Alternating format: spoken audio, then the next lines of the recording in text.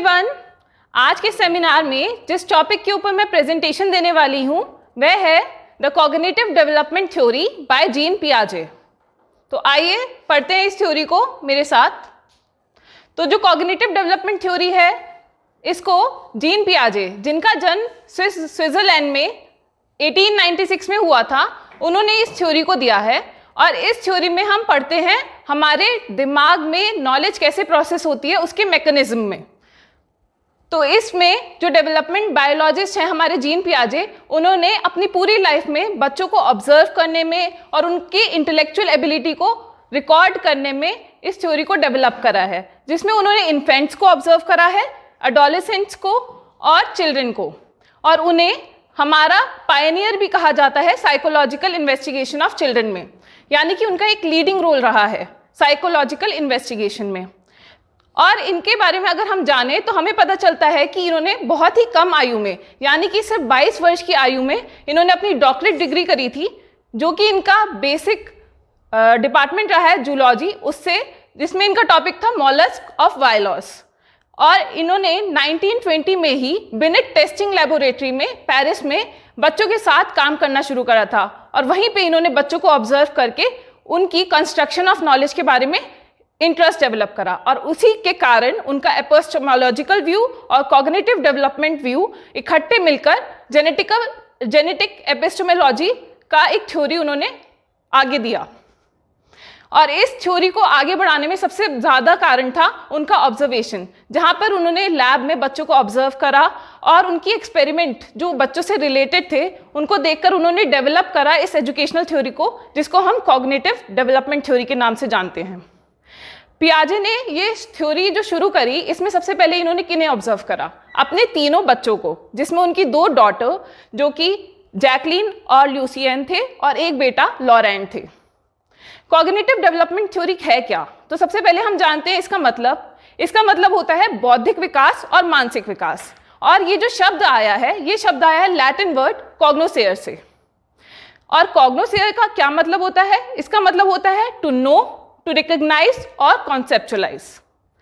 आगे हम देखें तो इसमें कौन कौन से मेंटल प्रोसेसेस, यानी कि मानसिक कौन कौन से प्रोसेसेस आ रहे हैं, तो उसमें हमें पता चलता है नो, यानी कि किसी चीज के बारे में जानना, मेमोराइज करना, याद करना, कल्पना करना, इमेजिनेशन, लैंग्वेज एक्वायर करना, लैंग्वेज एक्विजिशन, और थिंकिंग, यानी कि सोचना। ये सारे मेंटल प्रोसेसेस हमारे इस थ्योरी में आते हैं। पियाजे ने अपने डेकेड्स ऑफ ऑब्जर्वेशन, जैसे कि हमें पता चला कि 1920 में वो बिनेट टेस्टिंग लेबोरेटरी में उन्होंने वर्क करा और वो बच्चों के साथ मिले, और उनको फिर वहाँ जो बच्चों के कंस्ट्रक्शन है नॉलेज का, उसमें इंटरेस्ट आया। तो उसके बाद उन्होंने डेकेड्स ऑफ ऑब्जर्वेशन करा, तब जाके उन्होंने अपना जो 1952 है उसमें अपना कॉग्निटिव डेवलपमेंट थ्योरी को आगे पेश किया। फिर पियाजे का एनविजन क्या था? इसमें वो विजन करते हैं जो ये थ्योरी है ये हमारी स्कीमा, जो कि बेसिक यूनिट होती है, उससे बनी है, और इसी की बेसिस पे बच्चे अपनी नॉलेज को कंस्ट्रक्ट करते हैं। लर्निंग में इन्होंने जो अपना थ्योरी में दिखाया है कि ये जो हमारी डेवलपमेंट थ्योरी है ये स्टेज अप्रोच बेस्ड है, और जिसका बेसिक यूनिट स्कीमा होता है, और ये डिपेंड करती है डिसइक्विलिब्रियम पे, और बच्चा अपने मेंटल प्रोसेसेस को इसी इक्विलिब्रियम में कन्वर्ट करने के लिए बिल्ड करता है। इसी से इस थ्योरी का आगे बनना शुरू होता है। तो हमारे इस थ्योरी में जो कीवर्ड्स हैं, सबसे पहले स्कीमास, जिसको हम कहते हैं बेसिक यूनिट या कॉग्निटिव स्ट्रक्चर्स। ये क्या है? ये एक ऑर्गेनाइज पैटर्न है सेंसरी मोटर रिप्रेजेंटेशन का। हमारे सेंसेस और हमारे मूवमेंट, उनके ऊपर बिल्ड करे हुए हमारे कॉग्निटिव स्ट्रक्चर्स हैं, और ये हमारे दिमाग में हमारे आइडियाज, परसेप्शंस को दिखाते हैं। सब्स्टिट्यूशन एंड इंटीग्रेशन, जैसे कि अभी हमें पता चला बेसिक यूनिट हमारी स्कीमा है, और उन्हीं मेंटल प्रोसेसेस को हम या तो सब्स्टिट्यूट करते हैं। सब्स्टिट्यूट मतलब एक अगर लो उसका है स्कीमा, तो वो या तो उसको चेंज करके एक हायर कॉम्प्लेक्स स्कीमा में चला जाता है, और इंटीग्रेट करता है, यानी कि 2 लो स्कीमा होते हैं उनको कंबाइन करके एक बड़ा स्कीमा बनाता है। ऐसे करके ही उसकी जो मेंटल प्रोसेसिंग है, नॉलेज कंस्ट्रक्शन है, वो इन 2 मेंटल प्रोसेसेस सब्स्टिट्यूशन और इंटीग्रेशन पे बेस करती है। नेक्स्ट जो हम पढ़ते हैं वो आता है हमारा अडेप्टेशन। बच्चा नॉलेज क्यों कंस्ट्रक्ट कर रहा है? क्योंकि उसे इन्वायरमेंट में अडेप्ट करना है, और अडेप्ट करने के लिए दो प्रोसेसेस चलते हैं। सबसे पहला होता है एसिमिलेशन और सेकेंड आता है एकोमोडेशन। तो हम देखते हैं कि एसिमिलेशन क्या है। तो एसिमिलेशन में जो बच्चे के बेसिक इन्नेट स्कीमाज हैं, जन्मजात जो उसकी स्कीमास पहले से उसको मिले हैं through senses and motor movements, उनको वो इंटरप्रेट करता है जो न्यू चीज़ें वो वर्ल्ड में देख रहा है। उसने अगर कुछ नया देखा वर्ल्ड में, जो उसके पास पुरानी नॉलेज है, वो उनके साथ उसको रिलेट करने की कोशिश करता है एसिमिलेशन में। जैसे एक बच्चे को पता है कि 4 लेग्स वाला और भाव भाव करने वाला कुत्ता होता है, और अगर उसके सामने एक कैट आ जाए, पहले वो अपना जो उसका स्कीमा है कि वो कुत्ता है, 4 लेग्स और वो भाव भाव करता है, तो वो उसको एसिमिलेट करेगा कि वो 4 लेग्स वाला कुत्ता है। लेकिन जब वो म्याऊ म्याऊ करती है तो उसे पता चलता है कि ये मेरा नॉर्मल स्कीमा के साथ नहीं रिलेट कर रहा है। फिर आता है एकोमोडेशन। जब उसे पता चलता है कि ये म्याऊ म्याऊ कर रही है तो क्या होता है, देखिए अकोमोडेशन में ये होता है कि वो नया स्कीमा डेवलप करता है जिसमें वो अपने पुराने जो स्कीमास थे उनको एडजस्ट करेगा बाय नोटिसिंग कि आगे जो हम देख रहे हैं वो उसके साथ मैच नहीं हो रहा है, जो उसकी करंट वे ऑफ थिंकिंग थी वो उसके साथ नहीं मैच कर रहा है। तो उसे म्याऊ म्याऊ की आवाज़ से वो उसको नई कैटेगरी में फिट करता है कि वो एक बिल्ली है। तो यहाँ पर अकोमोडेशन हो रहा है। आगे फिर हमें पता चलता है कि ये सारी चीज़ों से क्या है, वो एक बैलेंस क्रिएट कर रहा है। एसिमिलेशन और अकोमोडेशन से अपने दिमाग में एक बैलेंस क्रिएट कर रहा है। जैसा कि मैंने आपको पहले बताया था कि इक्विलिब्रेशन के लिए वो ये सारा कुछ अपने दिमाग में करता है, जहाँ पर वो एसिमिलेट करता है और अकोमोडेट करता है ओवर टाइम जब भी वो इन्वायरमेंट से इंटरेक्ट करता है।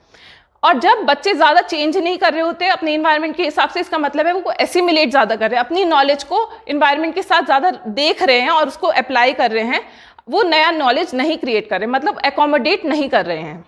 तो वो कॉग्निटिव इक्विलिब्रियम होता है। इक्विलिब्रेशन का मतलब इसका यही दिखाया गया है कि पियाजे ने इस टर्म को यही कहा है कि back and forth movement of equilibrium and disequilibrium. आगे अब हम इन डिटेल बताते हैं कि इनका अप्रोच क्या था। तो पियाजे ने सबसे पहले ये बताया है कि ये एक स्टेज अप्रोच है कॉग्निटिव डेवलपमेंट थ्योरी का, जिसमें उन्होंने 4 स्टेजेस बताई हैं जो कि यूनिवर्सली उन्होंने उसको रखा है। इसमें क्या होता है कि हर एक स्टेज पे तो बच्चा मूव करेगा, बट उसके साथ साथ उसकी क्वालिटी, क्वांटिटी और अंडरस्टैंडिंग वाइडन होती जाएगी हर एक स्टेज के साथ साथ। तो उसमें क्या होता है कि बच्चा का एक मैच्योरेशन और उसको मतलब परफेक्ट उसका इन्वायरमेंट में उसे एक्टिविटीज़ मिलनी चाहिए जिसके लिए वो मूवमेंट कर सके from age 1 to age 2 to age 3 to age 4, और ये ऑर्डरली फैशन में फॉलो होता है। तो आइए जानते हैं ये क्या है। Cognitive development like all other developments is a continuous process. ये कंटिन्यू होता रहता है और कभी रुकता नहीं है। तो पियाजे ने इसको 4 ब्रॉड स्टेजेस या पीरियड्स में डिवाइड करा है, जिसमें सबसे पहले आता है हमारा सेंसरी मोटर, और वो हमारे बर्थ से शुरू होता है और बर्थ के आगे वो 2 साल तक चलता है। और उसके बाद प्री ऑपरेशनल पीरियड आता है जो कि 2 से 7 साल तक रहता है। नेक्स्ट हमारा कंक्रीट ऑपरेशनल पीरियड है जो 7 वर्ष से लेकर 11 कहीं और नहीं तो 12, इतना इसमें थोड़ा सा रहता है। और आखिरी द फॉर्मल ऑपरेशनल स्टेज, ये 12 वर्ष या फिर 11 वर्ष से आगे के सालों में हमें देखने को मिलता है।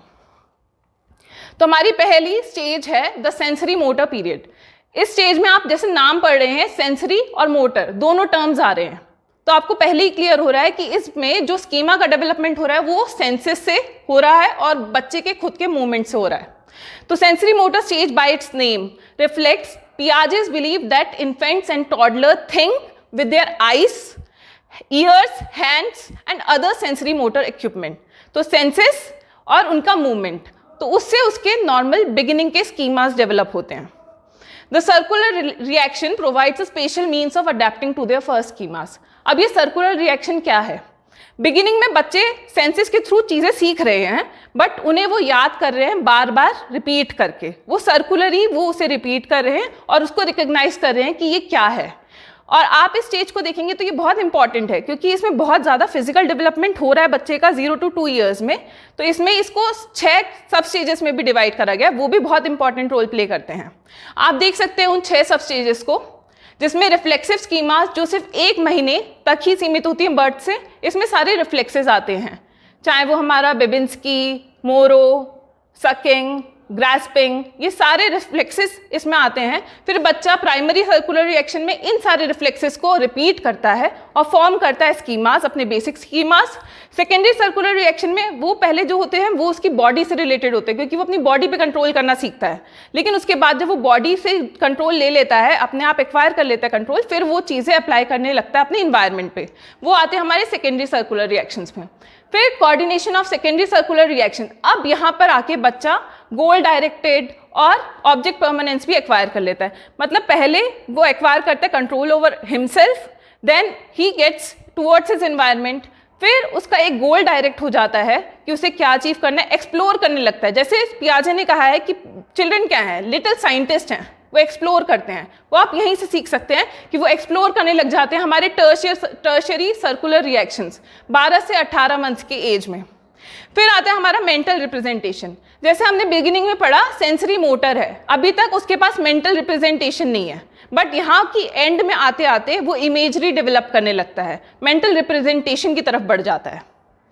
आगे यही मैंने अभी आपको बताया कि 8 से 12 साल की उम्र में इंटेंशनल और गोल डायरेक्टेड रहता है उसका बिहेवियर, ऑब्जेक्ट परमानेंस के ऊपर उसकी एबिलिटी डेवलप हो जाती है, और लास्ट में आते आते सबस्टेज 6 में मेंटल रिप्रेजेंटेशन के लिए भी उसकी पकड़ मजबूत हो जाती है। तो हमारी जो नेक्स्ट स्टेज आ रही है कॉग्निटिव डेवलपमेंट थ्योरी में, वो है द प्री ऑपरेशनल स्टेज, जैसे कि आप पढ़ सकते हैं। तो ये बहुत ही क्रूशियल पीरियड है डेवलपमेंट का, कॉग्निटिव डेवलपमेंट का। इस पीरियड में हम देख सकते हैं कि प्री ऑपरेशनल क्यों कहा गया है, क्योंकि ऑपरेशंस अभी बच्चा डेवलप नहीं कर पाया है अप्लाई करने में, और इसमें हम देखते हैं प्री लॉजिकल थॉट होता है और लॉजिकल थिंकिंग अभी प्रेजेंट नहीं है। इसलिए हमने लिखा है this is the pre logical और पार्टली लॉजिकल पीरियड, क्योंकि धीरे धीरे जाते हुए एंड में वो डेवलप कर लेता है thinking logical. During this stage development proceeds from sensory motor representation to pre logical thought. जैसे कि प्रीवियस स्टेज में हमने देखा कि सेंसेस और मोटर मूवमेंट्स के ऊपर हमारे स्कीमास डेवलप करते हैं, अब वो लॉजिक की ओर बढ़ रहा है, तो प्री लॉजिकल से पार्टली लॉजिकल में बढ़ जाते हैं। और इसको अगर हम ब्रॉडली डिफाइन करें तो ये 2 to 7 में आ रही है, लेकिन हम इसको 2 स्टेजेस में और डिवीजन कर सकते हैं, जिसमें पहला हमारा ईगोसेंट्रिक स्टेज है जो कि 2 से 4 साल की है इसमें एज ग्रुप, और इंट्यूटिव स्टेज जिसमें 5 to 7 ईयर्स का एज ग्रुप आ रहा है। तो आप इसमें देखिए मेजर कैरेक्टरिस्टिक्स ऑफ डेवलपमेंट क्या है। सबसे पहले extremely rapid development of spoken language occurs. इस एज ग्रुप में लैंग्वेज डेवलपमेंट बहुत रैपिड होता है। बच्चे का जो मदर टंग के ऊपर अपना काबू वो कर पाता है, वो अच्छे से कर पाता है। Typically he understands and uses a great number of words. जैसे कि आप देखेंगे जब हम लैंग्वेज डेवलपमेंट की बात करते हैं वो बैबलिंग से शुरू होता है, फिर वो स्पीच बनने में कुछ फ्यू वर्ड से लेकर फिर वो पैराग्राफ तक जाता है, तो यहाँ पर वो अच्छी तरीके से कॉन्वर्जेशन कर पाता है। Next was previous slide. The child thought is dominated by perception. यहाँ पे उसका परसेप्शन बहुत डोमिनेट करता है उसकी थिंकिंग को। जैसे कि अभी हम ईगोसेंट्रिज्म की बात कर रहे थे, 2 to 4 ईयर्स की एज में यहाँ पर बहुत हम देखते हैं कि वो अपने थॉट्स के ऊपर बहुत डिपेंडेंट रहता है, उसके परसेप्शंस बहुत भावी होते हैं उसके ऊपर। पियाजे ने बहुत सारे इस टाइम पे कंजर्वेशन के ऊपर एक्सपेरिमेंट्स करे हैं बच्चों के ऊपर इस एज ग्रुप में, जिसमें कंजर्वेशन का प्रिंसिपल क्या है। कंजर्वेशन का प्रिंसिपल है कि एक सब्सटेंस या फिर कोई भी थिंग चेंज नहीं होता है अगर उसकी शेप चेंज हो जाए। तो इस स्टेज में बच्चा इस कॉन्सेप्ट को समझ नहीं पाता है। अगर आप उसे 1 लीटर बॉटल का पानी एक कटोरी में देंगे या एक ग्लास में, लंबे ग्लास में देंगे, उसको समझ में आएगा कि जो ग्लास है लंबा है उसमें पानी ज़्यादा है, जबकि क्वांटिटी तो सेम है, बट वो जो उसका वाइडनेस है कटोरी का वो उसको समझ ही नहीं पा रहा है। तो यहाँ पर कंजर्वेशन की एबिलिटी एब्सेंट होती है बच्चों में।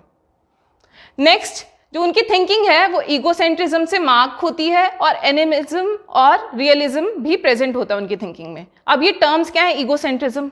Egocentrism refers to the inability of children to look at a problem from the point of view of others. जैसे कि बिगिनिंग में बच्चा सिर्फ अपने इन्वायरमेंट में अपना बॉडी मूवमेंट और अपने गोल को डायरेक्ट कर रहा है, वो अकेले अकेले ज़्यादा जी रहा है। तो ईगोसेंट्रिज्म में भी यही है कि वो अपनी थिंकिंग को ही सुपीरियर प्लेस करता है, वो किसी और का ओपिनियन नहीं अपने आप कंसिडर करता। और अब ये जो ईगोसेंट्रिज्म है ये धीरे धीरे एज के साथ हम देखते हैं कि वो गायब होती है। वो क्यों होती है? क्योंकि वो स्कूलिंग एज में भी आ रहा है और वो स्कूलिंग एज में पीयर्स के साथ इंटरेक्ट कर रहा है और उसे फिर दूसरों का ओपिनियन लेना शुरू कर देता है फिर वो, तो इसी वजह से फिर वो सोशलाइज भी होता है। अभी ईगोसेंट्रिज्म प्रेजेंट होता है और एनिमिज्म भी। एनिमिज्म में उसका अर्थ क्या है? एनिमिज्म का अर्थ है कि वो बिलीव करता है कि जो चीज़ें जिंदा नहीं है, जीवित नहीं है, बट वो जीवित हैं क्योंकि वो घूमती हैं या चलती हैं, मूव करती हैं। जैसे कि अगर आप सूरज, चांद, इन सबको देखो तो वो बच्चे के लिए जीवित हैं क्योंकि वो मूव कर रहे हैं। वो सुबह उठता है, कहाँ ईस्ट में सूरज देखता है और फिर उसे शाम को वेस्ट में देखता है, तो कहता है कि वो जीवित है क्योंकि वो चल रहा है। तो ये वाली थिंकिंग प्रेजेंट होती है इस स्टेज में। अब हमारी जो अगली स्टेज है वो है कंक्रीट ऑपरेशनल स्टेज, और इसका एज ग्रुप जो आता है वो 7 to 11 या फिर 12 ईयर्स में। इस स्टेज में हम देखते हैं कि बच्चे ऑपरेशंस में माहिर हो जाते हैं। इस स्टेज में आते आते उनको क्लासीफाई, ग्रुपिंग, सीरिएशन, ये सब कुछ करना समझ जाते हैं। जैसे कंजर्वेशन का जो था हमारा कॉन्सेप्ट, प्री ऑपरेशनल से ऑपरेशनल में आने में ये डिवाइड करता है कि प्री ऑपरेशनल में नहीं प्रेजेंट है और कंक्रीट में आके वो उसके ऊपर पकड़ बना लेता है। तो यहाँ पर उसको बहुत ज़्यादा ऑपरेशंस को हैंडल करने की क्षमता डेवलप कर लेता है, और उसका जो थॉट होता है, थॉट प्रोसेस, वो लॉजिकली हो जाता है। लेकिन कहाँ तक सीमित है? कंक्रीट, यानी कि ठोस ऑब्जेक्ट्स तक सीमित है। अब इस स्टेज में जो मेजर कैरेक्टरिस्टिक्स वो डेवलप कर रहा है, सबसे पहले logical thinking using concrete objects occurs during the stage. Concrete objects यानी कि ठोस, जो उसे दिख पा रही हैं। Now the perception no longer dominates. अब उसका खुद का जो परसेप्शन है वो सबसे ज़्यादा इंपॉर्टेंट नहीं रहता। वो पीयर्स के साथ वो सोशलाइज होने लगता है और दूसरों के ओपिनियन लेने लगता है। अब वो लॉजिकली थिंकिंग भी डेवलप कर लेता है, लेकिन उसे ठोस चीज़ें दिखाओ, वस्तुएं दिखाओ, तो वो एक्सेप्ट करेगा कि आपका ओपिनियन मैटर करेगा क्योंकि उसे वो दिख रहा है। पहले वो नहीं करता था, लेकिन अब वो कंक्रीट ऑब्जेक्ट्स को देखकर आपके ओपिनियन को जगह देगा। Child's egocentrism waves and is able to take other view points. जैसे अभी मैंने आपको बताया, पीयर्स के साथ इंटरेक्ट करते करते वो दूसरों को भी सुनने लगता है और उसका लॉजिकल थिंकिंग भी डेवलप होता है। Last is the concrete operational child understands conservation of number, length, area and volume.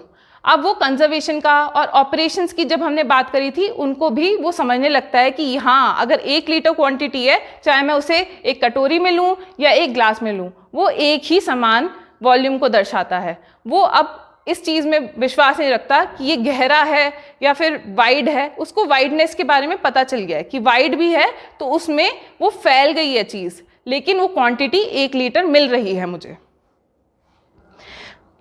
डिसेंटरिंग and reversibility of his thought. पहले वो सेंटर्ड होती थी किसी एक चीज़ पे, जैसे अब वो देख रहा है कि ग्लास है और कटोरी है, तो वो उसकी लेंथ के ऊपर सेंटर्ड था।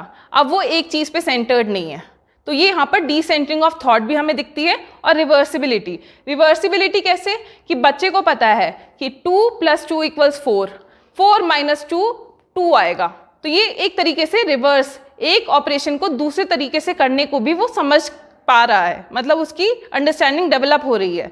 चाहे वो काउंटिंग हो, 1 to 10 काउंटिंग करवाओ या बैकवर्ड काउंटिंग, तो उसे पता चलेगा 1 to 10 भी जा सकते हैं, तो 10 to 1 भी आ सकते हैं। रिवर्सिबिलिटी ऑफ थॉट भी प्रेजेंट होता है इस स्टेज में। Next is capacity to classify, group and arrange object serially. तो वो क्लासिफिकेशन भी डेवलप करते हैं। जैसे आप देखिए, बच्चे को अगर आप भिंडी और आलू देंगे, पहले वो उनको अलग अलग ही कैटेगराइज करेगा, बट अब वो समझ पाता है कि ये दोनों एक जो हायर कैटेगरी, हायर ऑर्डर इसका क्लासिफिकेशन है वेजिटेबल, उसमें में बिलोंग करती हैं और इनको इकट्ठे भी हम रख सकते हैं। वो अलग अलग चीज़ें, बट उनका एक कैटेगरी है जो कि सिमिलर है, उसमें वो प्लेस करने लगता है। वो क्लासीफाई भी कर पाएगा, ग्रुप कर पाएगा, जहाँ पे आप अरेंजमेंट उससे करा सकते हो कि इसका ये कैटेगरी है, इस कैटेगरी में ये चीज़ें आएंगी। तो वो क्लासिफिकेशन, सीरियली उन्हें ऑर्डर करना, सब चीज़ें इस एज ग्रुप में, इस स्टेज में डेवलप कर लेता है। अब हम बढ़ते हैं हमारी आखिरी स्टेज ऑफ कॉग्निटिव डेवलपमेंट, जिसका नाम है द फॉर्मल ऑपरेशनल स्टेज। और ये हमारी ज़्यादातर 11 और 12 वर्ष के बाद की मतलब बच्चों में देखी जाती है। According to Piaget, the final period of intellectual development which begins at the age of 11 or 12 and is consolidated during adolescence, क्योंकि बच्चा अपने adolescence वाले पीरियड में होता है, तो इसीलिए इस आयु को हम adolescence में ऑब्जर्व करते हैं। but in some cases the period may extend beyond the age 16, और due to not providing enough maturation या learning environment, और कुछ अगर आप उन्हें एक्टिविटीज़ नहीं दे रहे हो अकॉर्डिंग टू डेवलपमेंट, तो इसमें मतलब डिले भी हो सकता है, और वो डिले 16 की एज तक भी आप देख सकते हैं। इंडिविजुअल डिफरेंसेस भी बहुत ज़्यादा होते हैं, क्योंकि टिल इस एज तक 11 तक आप देखोगे कि लॉजिकली वो आगे बढ़ रहा है, बट फॉर्मल ऑपरेशनल से तो वो आपका पेस थोड़ा इधर उधर हो सकता है। तो इंडिविजुअल डिफरेंसेस के अकॉर्डिंग, बच्चे की पेस के अकॉर्डिंग वो चेंजेस देख सकते हैं कि फॉर्मल ऑपरेशनल में वो कब आ रहा है, कब नहीं आ रहा है। अब इसमें हमारी जो मेजर कैरेक्टरिस्टिक्स हैं, सबसे पहले system of mental operation has reached a degree of equilibrium. अब उसके पास बैलेंस है अपने दिमाग में कि कैसे चीज़ें उसने हैंडल करनी है, वो जल्दी से डिसइक्विलिब्रियम में नहीं जाता, उसके पास लॉजिक्स प्रेजेंट हैं, ऑपरेशंस प्रेजेंट है, बस उसे अप्लाई करना है। तो एक तरीके से बहुत स्टेबिलिटी और उसमें आ जाता है, फ्लेक्सिबल होता है और इफेक्टिव होता है उसका डील करने का तरीका। Next is adolescent is able to apply logical thoughts to all classes of problems. अब जो उसका लॉजिकल थिंकिंग का डेवलपमेंट हुआ था कंक्रीट ऑपरेशनल स्टेज से, अब वो एक कैटेगरी को नहीं, अब सारी प्रॉब्लम्स के ऊपर वो अप्लाई करने लग जाता है। और इसमें वो फर्दर एडवांटेज मतलब एडवांसमेंट भी देखने को मिलता है कि जैसे जैसे उसकी एज बढ़ती जाती है, वैसे ही जैसे हमने कहा कि क्वालिटी, क्वांटिटी और अंडरस्टैंडिंग में हम हर स्टेज के साथ देखते हैं कि वो बेहतर होता जाता है, वैसे ही अब जो उसकी लॉजिकली थिंकिंग वाली एबिलिटी है वो इस स्टेज में आके बहुत ही ज़्यादा एडवांस्ड होती है। Next, formal thought, previous slide. Formal thought is rational and systematic. जो उसका थॉट है वो बहुत ही रैशनल है और सिस्टमैटिक वे में है, कि पहले जो था, जो कंक्रीट ऑपरेशनल था, वो लॉजिकली या मेथडोलॉजिकली वर्क नहीं करता था, उसके पास थिंकिंग आई, उसने सीधे अप्लाई कर दी, बट इस स्टेज में आते आते वो एक तरीके से उसको अप्लाई करता है, सिस्टमैटिक वे फॉर्म मतलब कर लेता है। अब वो प्रोपोजिशन से डील करता है रेदर देन ऑब्जेक्ट्स। जैसे कंक्रीट में क्या था, कंक्रीट ऑब्जेक्ट्स वैल्यूएबल थे, अब आप संभावनाएं, उसके दिमाग में भी अगर प्रॉब्लम्स हैं वो उसको डील कर सकता है, उसे देखने की आवश्यकता नहीं है। He plans the test adequately, designs experiment properly, और उसी तरीके से उसका जो प्लानिंग का तरीका है वो भी हमें देखने को मिलता है कि बहुत कायदे से, सिस्टमैटिक मेथडोलॉजिकल तरीके से वो करता है।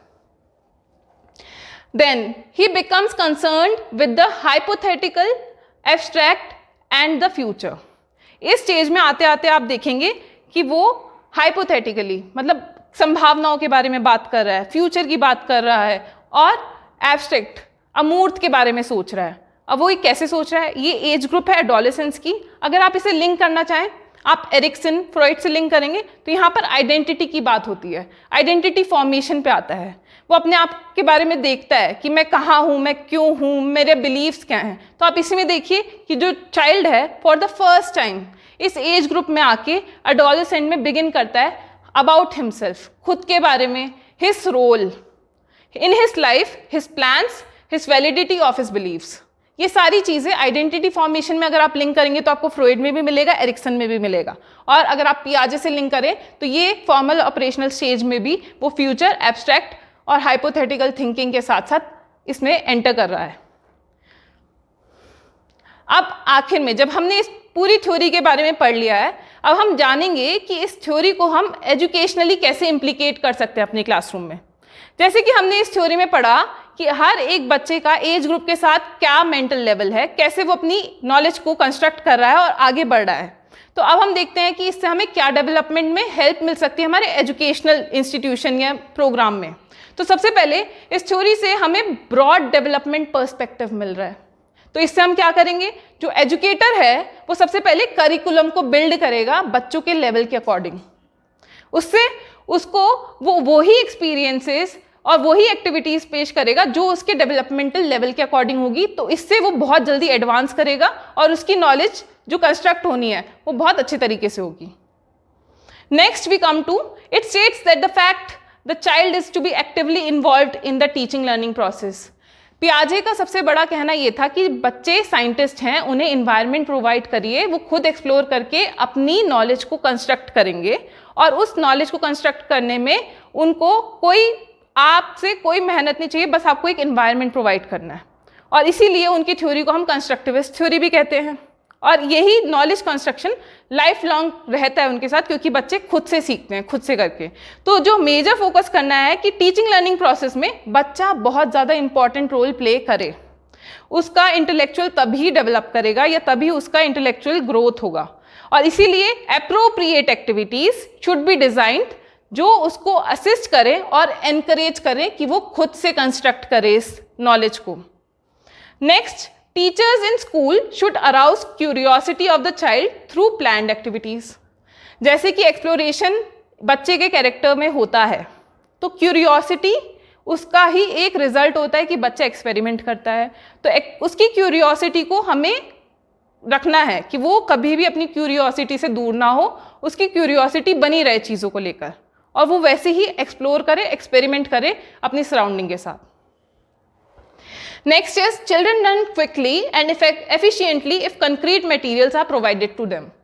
जैसे कि हमारी third stage concrete development stage में हम देखते हैं कि बच्चा ईगोसेंट्रिज्म भूल रहा है, क्योंकि उसे सीधे सीधे प्रमाणित तरीके से चीज़ें दिख रही हैं और वो एक्सेप्ट कर रहा है रियलिटी को।